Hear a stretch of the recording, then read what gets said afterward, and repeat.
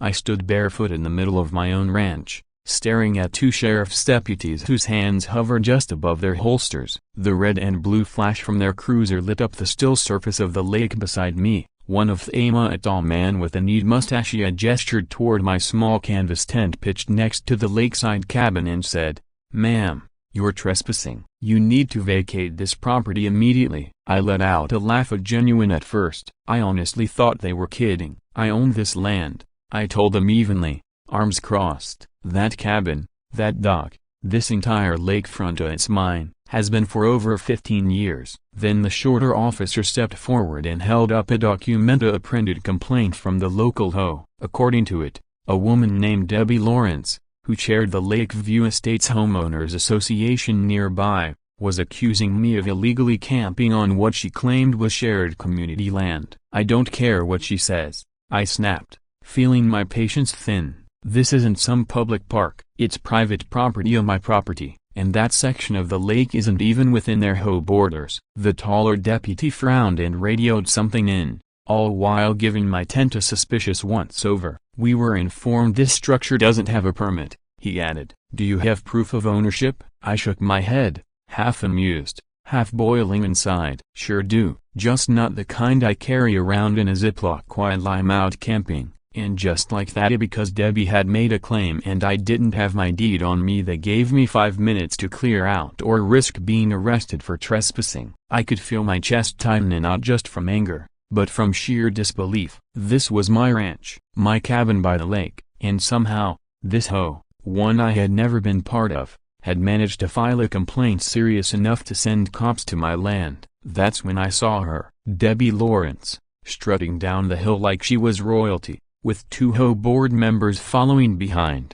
her wide-brimmed sun hat, crisp white slacks, and that self-satisfied smirk said it all. "Call your lawyer," she said with a smug smile, "but you're done camping here." I clenched my fists and calmly zipped up my tent. I didn't argue, not yet, because what Debbie didn't realize was that she was the one trespassing. And I was about to prove it, and not just to her, but to everyone. Without a word, I slung my backpack over my shoulder and walked away. Where I went, what I uncovered, and what I did next, that's when things really got interesting. But let's take a step back first. My name is Amanda Hayes, though most people call me Mandy. I'm 62 years old, a retired biology teacher, and I live on a 40-acre ranch just outside a quiet town in Colorado. I inherited this land from my grandfather. It's been in our family for nearly 70 years. It's peaceful here, gently rolling hills, tall pine trees, a crystal-clear lake filled with trout and echoing loon calls,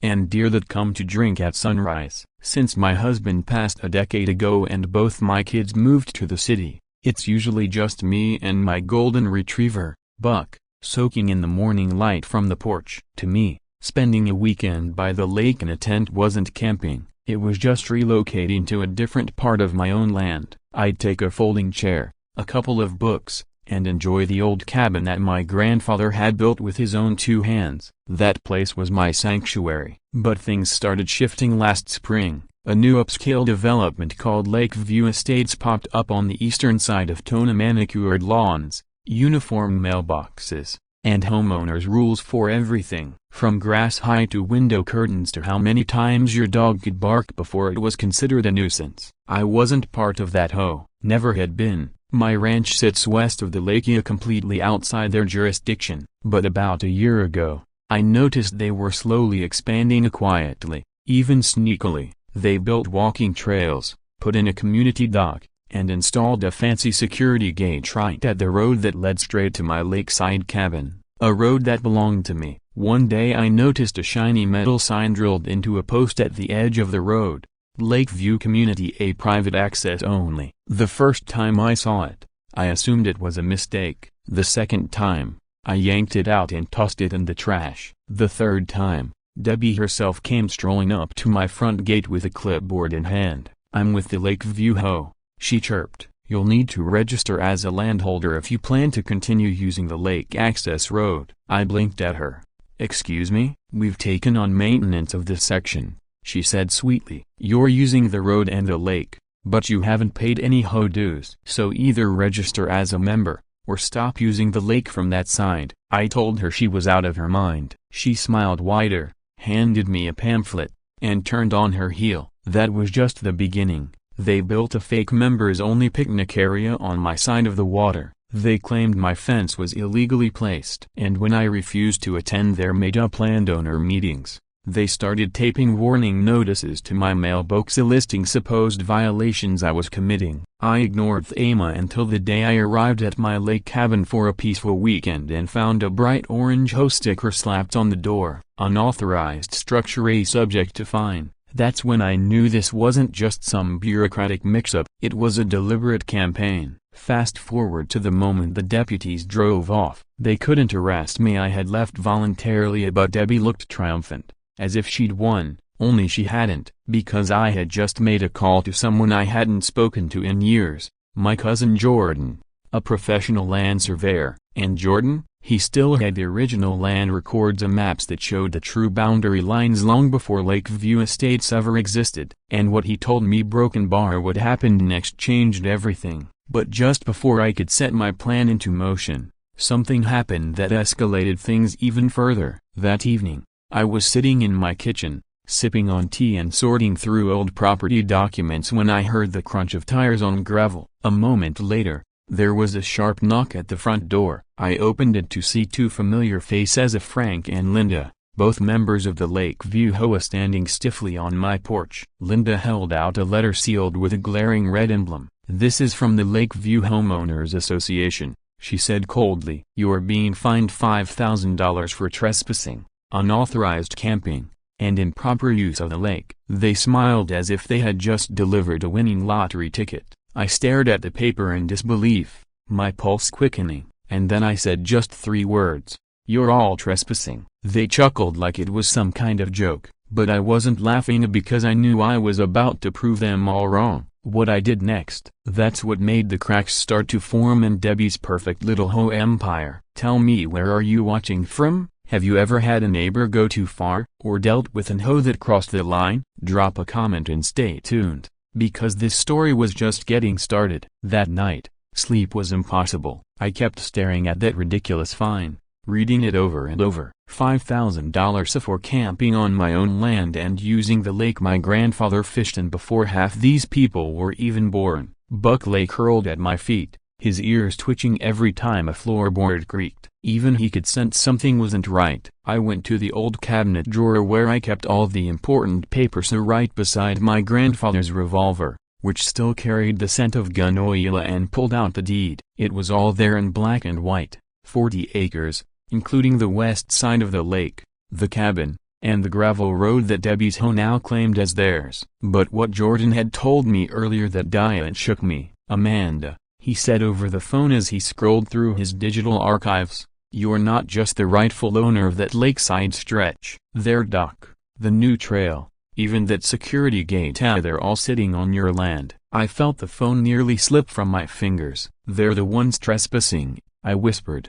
"Big time," he confirmed. "If I were you, I'd have a full survey done right away. And if they try to fight back, file a quiet title action." So that's exactly what I set out to do. The next morning, I skipped my usual cup of coffee, tossed Buck into the truck, and headed straight into town. My first stop was the county clerk's office. I requested every survey and land record they had going back 3 decades. Then I called in a land surveyor I trusted, someone completely uninvolved with the whole mess. His name was Ethan Caldwell, early 30s, sharp as a tack, and honest to the bone. When we shook hands, he said, "Let's get the facts on the table." Ethan spent 2 full days walking the property line, logging GPS coordinates, and overlaying them on both historical and modern maps. I followed him closely, picking up terminology I never thought I'd need to know: easements, setbacks, encroachments. At one point, he jabbed his measuring stick toward a metal post. "See that HOA sign, right in the middle of your parcel, and that gate? That's smack on your land. The dock to a half of it's built right over your lake bed." I didn't know whether to scream or break down crying. This wasn't a misunderstanding. This was a calculated takeover. Bit by bit, they were stealing land that didn't belong to them, grinning while they did it and hiding behind their rule books. Still, I didn't confront them. Not yet. I got to work. I took photos of everything, every structure they built, every sign they planted, every trail they carved. I filed a formal report with the sheriff's office, outlining how the HOA had encroached on private property. I also reached out to a land use attorney, Miss Jenkins, tough as nails and not the type to be intimidated by neighborhood politics. "We'll build a strong case," she said confidently, "but don't act yet. Let them think you've gone quiet. That's when they make mistakes." So, I stayed silent, watched, waited, until one day, I came home from the grocery store and felt the blood drain from my face. Debbie and 2 other HOA members were on my land again, but this time, they weren't just snooping near the fence line, they were demolishing my grandfather's cabin, the place I cherished most, the one he built with his own hands. It was roped off with yellow caution tape. A man in a reflective vest barked orders at workers, clipboard in hand. One of them was already climbing onto the roof. "What the hell do you think you're doing?" I yelled,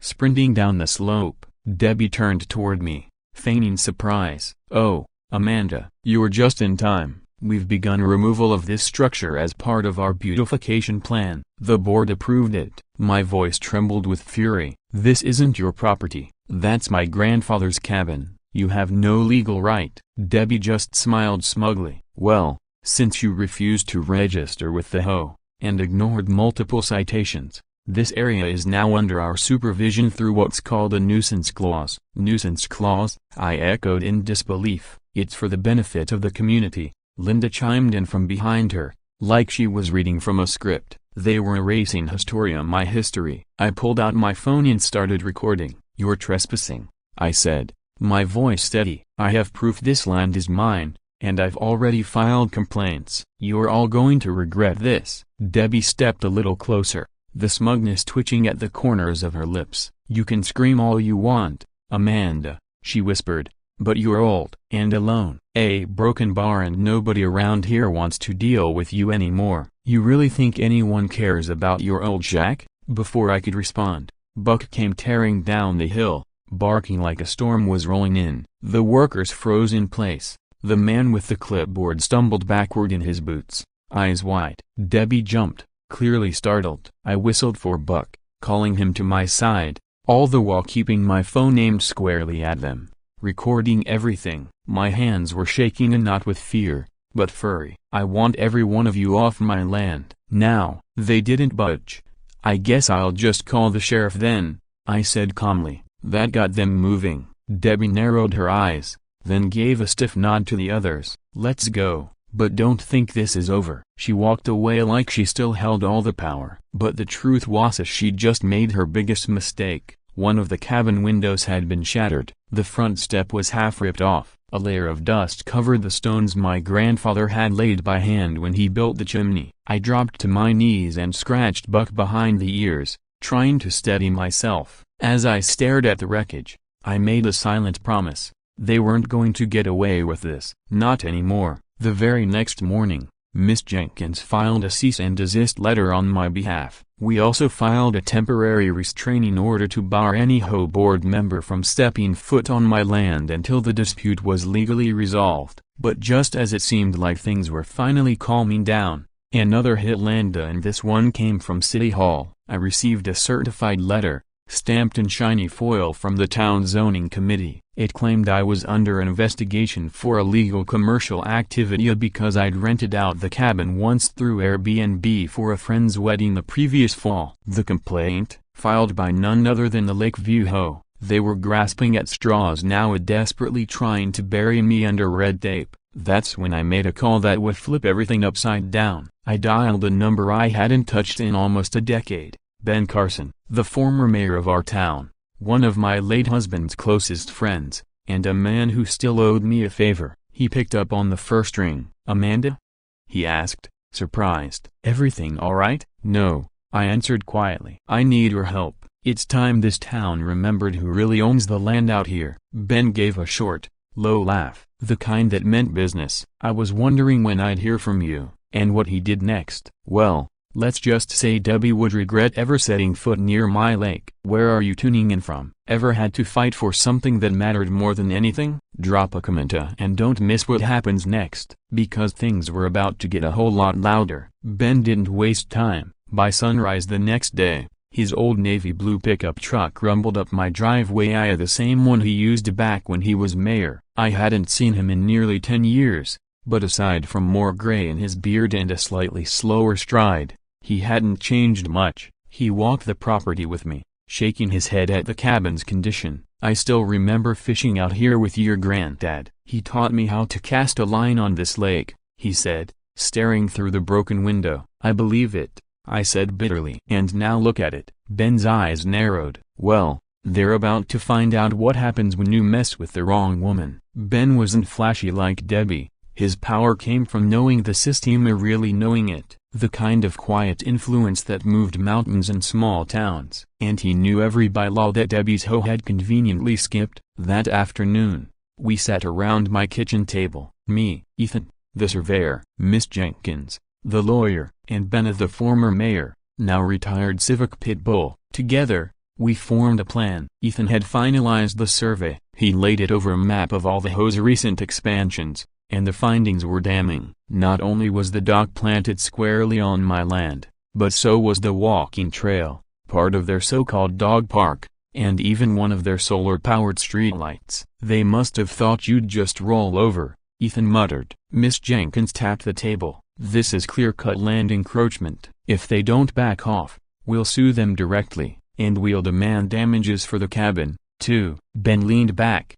arms folded. Or, he said slowly, we let them keep digging the hole, let them overstep just a little more, and then we hit them with everything all at once. That idea? I loved it. Debbie had built her kingdom by bullying people, making them second-guess themselves, feel small, powerless. She never imagined someone would call her bluff, so I didn't warn her. I let her march right into the trap. That weekend, I set up camp again by the lake, same exact spot. Only this time, I posted laminated copies of the land deed around the perimeter like caution signs. I even taped a big banner to the cabin door, private ranch property. Survey verified. Trespassers will be prosecuted. Didn't take long. By Sunday afternoon, here came Debbie again, stomping down the hill, dragging along a young man who looked about ready to disappear into the ground. Some new board member named Kylie. Poor kid looked like he regretted every decision that brought him here. Debbie was practically shaking with rage. Amanda,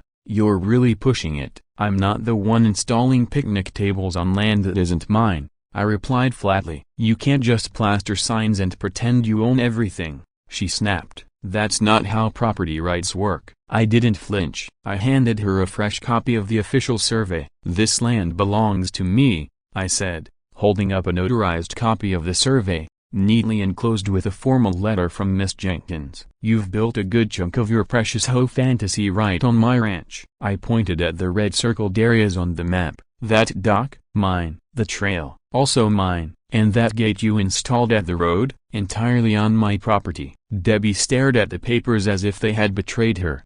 Her mouth opened, but she didn't speak. Kyle, the young man beside her, mumbled, This can't be accurate. Oh, it's accurate, I said calmly, and I fully intend to have everything encroaching on my land removed. Debbie shot me a glare. You're bluffing. I smirked. Wait till Monday. And Monday didn't take long. Miss Jenkins filed an official cease and desist with the county. Ben cashed in a favor with someone on the zoning board to freeze every hoe construction permit. Ethan submitted the GPS-mapped survey to the land records office, triggering a reassessment of all property lines. By Tuesday, the town council had launched a formal investigation into the Lakeview hoe. And Debbie? She was simmering. She tried to keep up appearances. She held a public home meeting at the community clubhouse, painting me as some rogue landowner sabotaging their community improvements. She accused me of obstructing public access and threatened the neighborhood with lawsuits. And of course, she played the victim card hard. She's camping out on land meant for shared enjoyment. Debbie wailed. She's trying to ruin everything we've built. We need to act. And she did it, just not legally. That Wednesday, while I was in town picking up fence posts, Debbie and her little crew crossed a line they couldn't uncross. They tore down my private property banner from the cabin. They ripped out my laminated deed signs and burned them in a metal barrel by the dock. They even dragged my tent about 30 feet into the woods and dumped my gear into the dirt. When I returned and saw the damage, I didn't scream. I didn't even call Debbie. I just started snapping photos, documenting every act of destruction. I sent everything to Miss Jenkins and forwarded it to Ben. Then I walked down to the lake, knelt by the fire pit where my signs had been torched, and scooped a handful of ash into a glass jar. And I waited because I knew something they didn't. That very morning, the sheriff's office had wrapped up its own property line investigation. The conclusion not only affirmed my legal ownership, it uncovered a bombshell that flipped this entire feud upside down. Turns out, the HOA never filed the necessary paperwork when they expanded the walking trail and dock. No permits, no authorizations, nothing. And Debbie, her personal homia, the one she bragged about endlessly, the one with the $1 million lake view and pristine patio, built 6 feet over the HOA's official boundary, right onto my land. She'd been trespassing the entire time. But before I had the chance to serve the paperwork, she made one last desperate move that pushed this situation into pure chaos. That Friday evening, I was sitting by the lake with Buck, sipping lemonade as the sun dipped low, when I heard Ida sirens again. I stood slowly, heart already racing. 2 sheriff cruisers rolled down the dirt path toward the cabin. Debbie was in the passenger seat of one, pointing straight at me. As they pulled up, one deputy stepped out. "Ma'am," he said, "we've received a complaint about unauthorized activity on the property." I barely had time to react before Debbie jumped out of the car, shrieking, "She's harassing the entire neighborhood. She's threatening residents, hoarding weapons, and she's mentally unstable." I stood there stunned, the absurdity of her words sinking in. Weapons? Mental instability? Was she really trying this? The deputy looked serious but uncertain. "Ma'am, we're going to need you to come with us for questioning." I slowly raised my hand, keeping my composure. Then I smiled and reached into my backpack. "I'd be happy to," I said, handing him a sealed envelope. "But before that, you might want to read this." Inside was the complete land survey, the legal complaint, and the court-issued restraining order. The deputy opened it and flipped through the contents. His eyes widened as he read. Then he turned slowly toward Debbie. And then came 5 of the most satisfying words I've ever heard. "Ma'am, we need to talk." The silence that followed was deafening. He repeated himself, stepping fully in front of her now. "Ma'am, we need to talk." Debbie froze. Her arms, which had just been flailing, dropped awkwardly to her sides. And for the first time since all of this began, I saw something flicker across her face in uncertainty, maybe even fear. She blinked, confused. "I'm sorry?"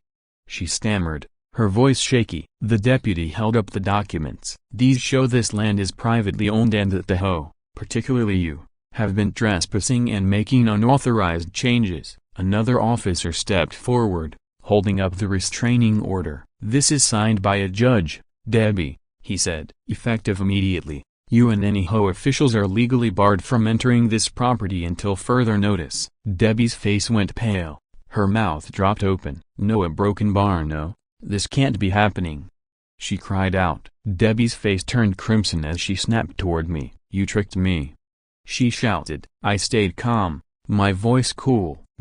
"You did this to yourself the moment you mistook my silence for submission." The HOA members who'd followed her now kept their distance, whispering nervously among themselves. I locked eyes with Kylie. He looked stunned, clearly realizing he'd gotten in way over his head. Desperate, Debbie made another attempt. "She's the one harassing us. She's the one calling the sheriff and ruining everything." The deputy exhaled slowly, clearly losing patience. "Debbie, this isn't a debate. We're here to enforce the law, and that law says you're the one who crossed the line." He pointed toward the patrol car. "We need you to come with us. There's a lot of documentation you'll need to go over. After questioning, you'll be free to go home." "No!"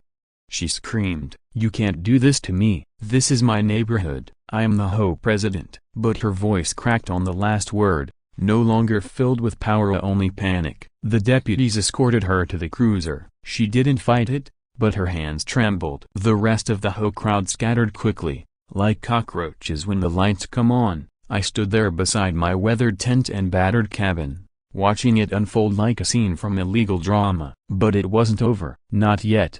2 days later, Debbie made bail and returned to Lakeview. I figured she'd lay low, maybe lick her wounds in silence. But Debbie, she wasn't wired that way. Instead, she ramped things up. She started flooding the home message board and their private Facebook group with lies. Claimed I was trying to privatize the lake. Said I wanted to ban the neighborhood from the area out of selfishness. Worst of all, she called me a danger to the community. Ben sent me screenshots. She's still digging, he said. Let her, I replied, because Debbie didn't know what was coming. Miss Jenkins had just filed a damages claim, $125,000 covering trespassing, vandalism, and emotional harm. Even better, the court had set a date for a public hearing open to the entire town. The truth was about to become a matter of public record. When that court notice landed in Debbie's mailbox, her next move even surprised me. It was a gray Thursday morning. I was near the barn feeding the chickens when a sleek black SUV pulled up the driveway. Buck barked and ran halfway toward it before stopping. Out stepped a man in a tailored gray suit, neat tie, holding a slim black leather folder. "Good afternoon, ma'am," he said. "I'm Charles Granger, legal counsel for the Lakeview Homeowners Association." I narrowed my eyes. "Let me guess, you're not here for the fresh air." He gave a tight, polite smile. "I've come with an offer." I gestured to the porch and told him to go ahead. He sat, opened his folder, and handed me a crisp printed letter. A settlement proposal. The HOA offered to tear down every structure on my land, pay $10,000 in damages, issue a formal written apology, and here's the kicker, grant me full legal rights to lake access, in exchange for dropping the lawsuit. I stared at the paper, then looked him in the eye. "So let me get this straight," I said slowly. "After months of threats, phony fines, property destruction, and police visits, you finally accept that I'm not some helpless rancher, and now you want peace?" Granger remained calm. "I'll admit, mistakes were made, but litigation takes time and money. With the hearing so close, maybe it's best for everyone to just move on." I stood, holding the offer in my hands. Then I tore it in two. "I'll see you in court." His eyes widened slightly. "You really want to go through with this?" I looked out toward the lake, wind rustling the surface. "I really do." He left without another word. The next few days were all prep. Miss Jenkins and Ben built a case so solid it could have been a fortress. Ethan returned with drone footage highlighting the illegal structures in bold red. Every document, every picture, every voice recording, we compiled it all into a thick binder we called the Ranch Book. Then the hearing day came. The courthouse was packed. Locals, home members, a few journalists, and even random townsfolk showed up. Some came to back Debbie. Most just wanted to see the drama unfold. Debbie wore a cream blazer and pearls, acting calm, but I saw the nervous glances. I showed up in jeans, boots, and a fresh shirt with my grandfather's ranch pin on the collar. The judge called us forward. I took the oath, raised my hand, and looked Debbie straight in the eye. Then I laid everything out on how it started with a sticker on my door, a broken bar, the fake finesse, a broken bar, the torn up porch, a broken bar, the ash I'd saved in a glass jar. Then Miss Jenkins dropped the ranch book on the table with a solid thud. The judge silently flipped through the binder. Debbie squirmed. Her lawyer whispered something, clearly panicked, but she just shook her head. Maybe she thought the town would still see her as the elegant hoe queen she pretended to be, but this wasn't her clubhouse. This was real court. Finally, the judge looked up. "Mrs. Hayes," he said, "the evidence overwhelmingly supports your claims. The trespassing, the destruction, the intimidation, none of it was justified." Debbie's mouth hung open. The judge continued, "As such, I'm ordering the immediate removal of all HOA structures from Mrs. Hayes's land, and a payment of $85,000 in damages." The court orders the immediate removal of all HOA structures from Mrs. Hayes's land, the judge announced, along with $85,000 in damages and a public apology letter to be displayed for 90 days. The courtroom fell completely silent. Then the judge turned toward Debbie. "And you, Mrs. Lawrence, are prohibited from contacting the plaintiff for a period of 1 year." Debbie collapsed into her seat, stunned. As for me, I stood tall. The ranch was finally protected. My name was cleared. The war was over, or so I thought. Just as I stepped into the sunlight outside the courthouse, Ben tapped me on the shoulder. "You're going to want to see this," he said, holding out his phone. On the screen was a brand new post by Debbie. And it wasn't an apology. It was a warning. I had hoped the court victory would be the final chapter, that Debbie would slink away, wounded and quiet, but I underestimated her pride. There it was, bold at the top of the Lakeview private Facebook group, Debbie's face next to a furious caption, "They stole our land. She bribed officials. This fight isn't over. The HOA will reclaim what rightfully belongs to the community, and no matter what it takes." Beneath it, the comment section had already ignited. Some of her loyal supporters repeated her accusations, calling me a thief, a squatter, even unstable. Others pushed back, questioning her narrative. Didn't a judge already rule on this?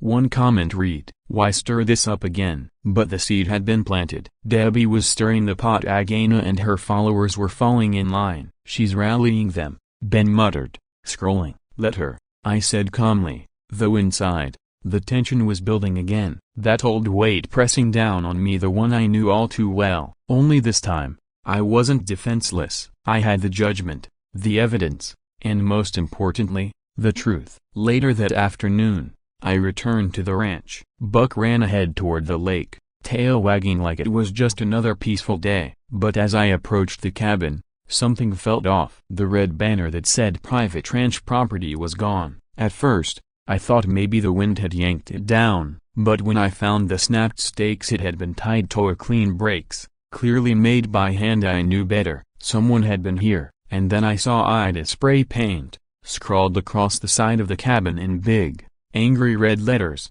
"This is not yours." My knees almost gave out. For a long moment, I stood frozen, staring at those words. A mix of rage, disbelief, and sheer exhaustion rolled through me. How could anyone be so brazen? After a court ruling, a fine, a public apology order, still they came back. I called Miss Jenkins immediately. She was livid. "This qualifies as criminal intimidation," she said. "We're filing new charges." But before we could even make the sheriff's report, another blow arrived. This time, it was a letter taped directly to the ranch gate. Not from Debbie, from the county code enforcement. I ripped it down and read it.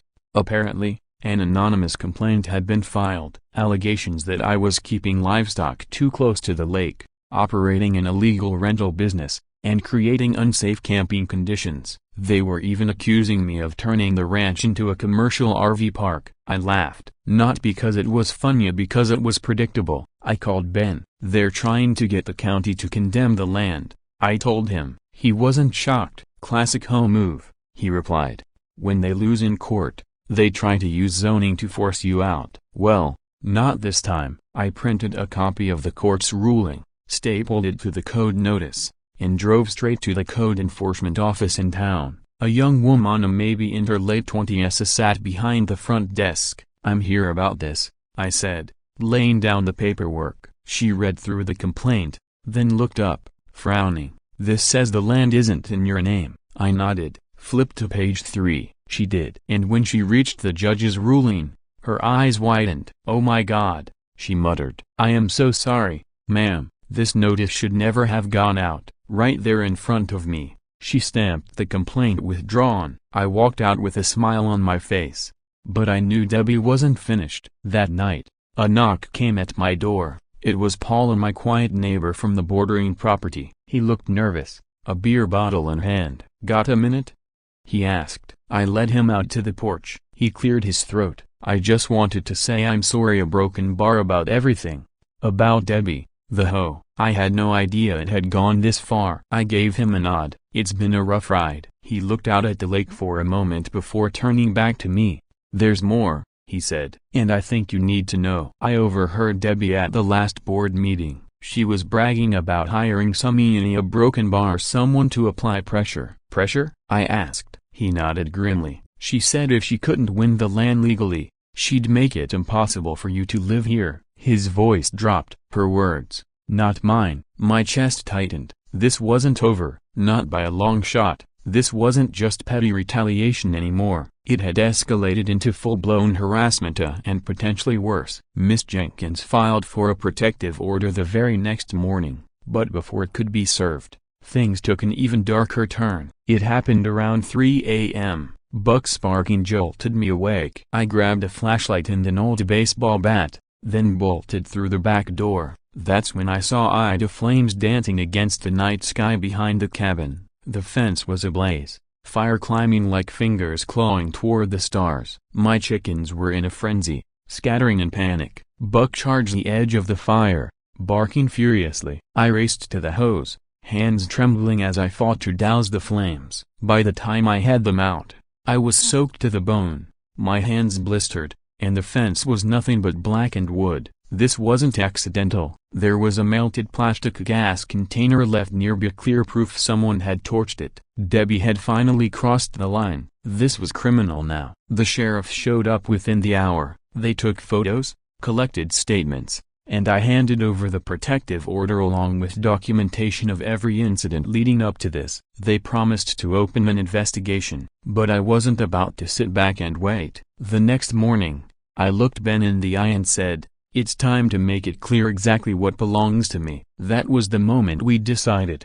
Every inch of my land would be fenced, every boundary line clearly marked, and more than that, we would build something new, something impossible to ignore. The fire didn't scare me, it lit a fire inside me, and what came next, that was the kind of blaze they couldn't extinguish. I didn't just put up fencing, I fenced straight through the HOA's so-called common areas, right through the walking trail, right past their dock, right into the front yard of Debbie Lawrence herself. That morning, I stood beside the smoldering fence, a mug of hot coffee in one hand and a printed land survey in the other. Smoke still hung in the air, but I felt clear. They tried to scare me, to force me out. Instead, they reminded me of who I was, of every inch of earth my grandfather once cared for. I wasn't hiding anymore. Ben arrived an hour later in his truck, loaded with posts, signs, and 3 burly men from his church group. "You sure you want to do this today?"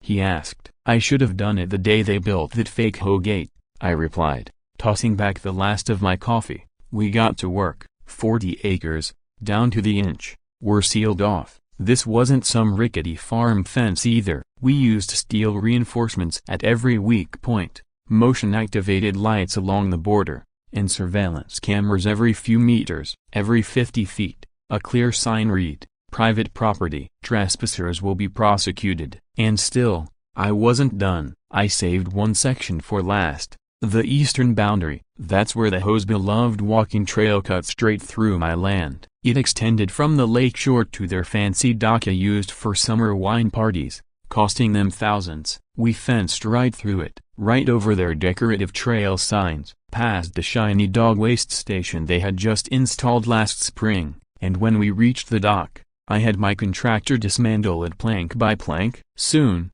nothing was left but a soggy mess of boards bobbing on the water. But the part that truly satisfied me, running the fence directly through Debbie's prized flower bed. Her pristine landscaping now sat behind a 3-foot-tall iron marker, and on my side of that line, I planted a bright yellow sign that read, "You're standing on Hayes Ranch land." The next morning, the reaction came like thunder. I was watering my vegetable patch when tires screeched across the lake road. Debbie stormed toward me, phone in one hand, clipboard in the other. "You can't do this," she shrieked. "You're cutting off the whole community." "It's not your community," I said coolly, "it's my land." She shoved the clipboard into my chest. "I'm filing an injunction. You've created a hazard. You're blocking public access, damaging the environment." I didn't even blink. "Everything I've done is within legal boundaries." The sheriff's office approved the perimeter, and the town council was notified in writing. "Feel free to appeal. If you can find a lawyer who'll still take your case." Her hands were shaking. "I will ruin everything you own." I leaned in, voice steady. "You already tried." "But the problem is you messed with the wrong grandma." Then I turned my back on her. 2 hours later, a drone buzzed over the property. It hovered above the house, over the campsite, over the new fencing. I knew exactly who sent it. I snapped a photo and texted the sheriff. "Unlicensed drone flying over private land, likely from Lakeview HOA." 15 minutes later, I didn't even need a reply. The sheriff's response played out live on Debbie's Facebook page. Drone confiscated. New HOA violation. Ongoing investigation. And the best part? A video of Debbie screaming at the deputy went viral, not just in our little town but all the way to a Colorado news channel. The headline, well, that part was delicious. The headline read like sweet justice. Ranch owner stages bold defense. HOA president caught trespassing on camera still claiming our lake. The online backlash was swift and merciless. You lost. Sit down. This is what happens when hoes get too big for their boots. I'd pay to fish on that lady's land. But Debbie wasn't finished, not even close. She took things a step further, this time bringing in a new attorney from Denver and filing a lawsuit. The accusations were outrageous: maliciously blocking community access, intentional emotional distress, and even defamation. She claimed I damaged her reputation and splintered the neighborhood beyond repair. Miss Jenkins skimmed through the court documents and scoffed. This is pure trash. Still, we had to respond. So we filed a countersuit covering harassment, slander, trespassing, property destruction, and even attempted arson. Yes, arson. The sheriff had just confirmed what we suspected. An accelerant had been used, and the burn container they retrieved still had a peeling sticker on it. Debbie's whole logo clearly visible. I hadn't told her yet that detail. I was saving it for the courtroom. But before the hearing, something happened I never expected. Kyle, the timid board member who'd always followed Debbie around like a lost dog, showed up at my gate. Alone, he wore jeans and carried a manila folder. I need to talk, he said. I led him to the porch. He sat, nervous, wringing his hands. I can't keep going along with this, he confessed. Debbie's lost it. She's bullying the entire neighborhood, threatening people who won't take her side. He opened the folder. Inside were emails of printouts of messages exchanged between Debbie and the HOA board. In them, she admitted they never secured permits. She bragged about intimidating zoning officials and, worst of all, referred to me as that dumb old cow by the lake. One email even outlined a plan to get rid of her before the summer festival. Kyle looked down, ashamed. She said she'd sue me if I ever spoke out, but I can't keep watching her ruin people. I thanked him. Then I called Miss Jenkins. Now we had hard proof, evidence of premeditation. Debbie hadn't just made mistakes. She had orchestrated everything. The court date was set for the following week. But now it wasn't just a legal battle, it was a public reckoning. We had exhibits, witnesses, and truth on our side. That evening, I walked down to the lake, watching the sunset cast golden streaks across the water. Buck sat by my side, and I smiled because despite everything of the phony complaints, the fire, the lies of this land was still standing, and so was I. Then, the night before the trial, I got an anonymous letter. No return address, no name, just one chilling sentence: if you testify tomorrow, we finish what we started. But that wasn't the worst part. Enclosed was a photograph, a grainy, nighttime image taken through the mesh of my tent window. There I was, fast asleep, curled beside Buck. The lantern still glowed faintly in the background. Someone had been that close, close enough to take a picture without waking me, close enough to make the threat feel terrifyingly real. I didn't cry, I didn't run. But I won't pretend I wasn't afraid. Not the kind of fear that makes you scream, but the kind that settles deep in your bones. The kind that makes you question your safety even in the place that raised you. Buck was alert, ears up, already sensing the shift. I called Ben, then Miss Jenkins, then the sheriff. I showed them the photo, the note, and the burn marks near my tent's zipper, signs someone had tried melting their way in. All of them asked the same thing: are you still going to testify? And I gave them one answer: yes, because if I back down now, if I let fear dictate my steps, then Debbie would win, and I wasn't about to let that happen. The next morning, I didn't dress fancy. I pulled on my cleanest jeans, a denim shirt, and clipped Grandpa's old ranch pin to the collar. As I stepped outside, I stopped short. The gravel road leading to the courthouse was lined with pickup trucks. Dozens. Neighbors, friends, even a few Lakeview folks who'd once sat quietly during home meetings now stood proud, holding hand-painted signs: "Stand with Hayes. Our land. Our rights." Enough. Oh, my throat tightened. Ben pulled up beside me, leaned over, and opened the truck door. "It's time to finish this," he said. The courtroom was packed. Reporters, cameras, curious onlookers, and even people I hadn't seen in years filled the benches.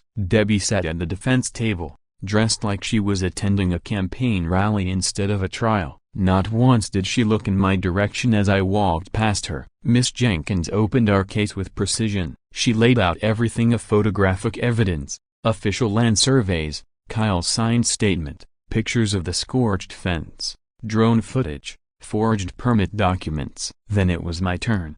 I took the stand and told them everything, from the first warning sticker slapped onto my gate, to the night I found my tent slashed open and soaked in gasoline. I told them about the cabin my grandfather built with his own hands, reduced to rubble. I told them how Debbie had stood on my land, bold as brass, and called it hers. How she twisted the truth, turned neighbors into tools, and tried to force me off what was rightfully mine. I showed the judge the anonymous threat, the photo of me asleep in my tent. The sheriff corroborated every word. And when the judge finally turned to Debbie, asking if she had anything to say, she stood, adjusted her necklace like it was a fashion show, and smiled. "Your Honor," she said sweetly, "this is all just a terrible misunderstanding. Mrs. Hayes misinterpreted our actions. We were simply advocating for shared community access. I never encouraged threats or any unlawful behavior." Then Miss Jenkins dropped the hammer. A voice recording captured by Kylie played for the room to hear. Debbie's voice was clear and cold. "I don't care if it's her land. If she won't give it up willingly, we'll make her miserable until she sells or disappears." The courtroom went silent. Even Debbie's own lawyer closed his eyes, like he just watched their entire case implode. The judge leaned forward, fingers laced. "Mrs. Lawrence," he said, "you are hereby found personally and financially responsible for the damages related to trespassing, harassment, and destruction of property. In addition, attempted arson and stalking will be referred to the district attorney for criminal prosecution." Debbie sputtered, "There's a broken bar. This isn't fair." But it was too late. The gavel had already struck, and just like that, it was over. As I walked out of that courtroom, a strange and unfamiliar feeling came over me. Peace, but not the kind of peace you stumble into. This peace came with justice. The court ordered the HOA to pay me $185,000 in damages. Every structure built across my land had to be removed: sidewalks,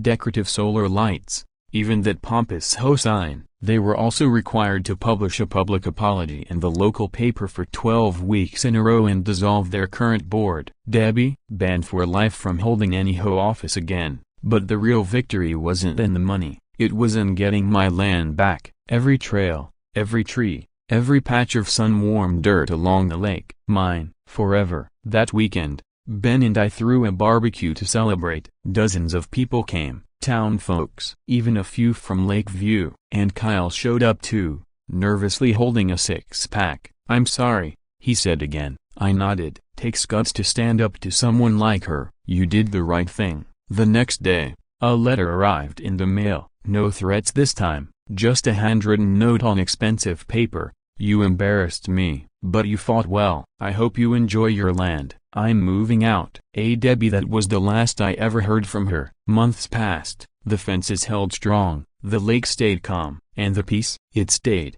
too. But I never forgot the war it took to win it, and I made a promise, one I'll keep for the rest of my life. No matter how small your voice may seem, no matter how loud your enemies get, if you stand tall and fight with truth, you can't truly lose, because land isn't just dirt, it's memory, it's heritage, it's home. So if someone ever tries to take what's yours, let them try. Just make sure when you fight back a broken bar, you fight with everything you've got. Thank you for walking this road with me. If the story reminded you of your own fight or gave you hope to start owning it, tell me in the comments. And if you've ever stood your ground against Debbie, remember, you're not alone. Like, comment, and share this with someone who needs to know they're not powerless.